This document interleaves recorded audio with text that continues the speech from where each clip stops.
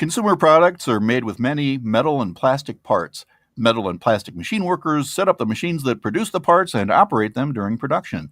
Hundreds of thousands of machine workers in the manufacturing industry work in different phases of production. Following blueprints, they set up the machinery to produce the correct product. Machine setters prepare the machines before production and perform test runs of the initial batches, making repairs or adjustments as needed to ensure quality control. Then, operators take over and may have to load the machine with metal or plastic materials or adjust machine controls during production.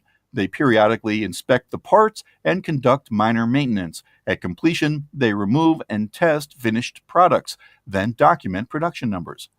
Metal and plastic machine operators may specialize in a particular type of machine. For example, computer-controlled machine tool operators operate robots to perform functions on workpieces. Computer numerically controlled machine tool programmers, called CNC workers, develop computer programs to control automated processes. They require more training than other machine workers.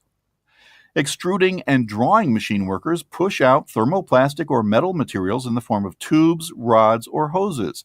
Cutting, punching, and press machine workers run machines to saw, bend, or straighten materials.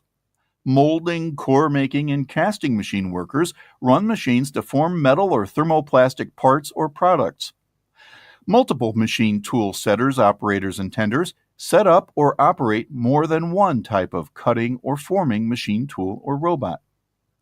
Manufacturing facilities typically employ machine workers full-time, usually in shifts that include evenings, weekends, and frequent overtime. With automation, multiple machines may be controlled at the same time, so workers train on different machines and gain a variety of skills.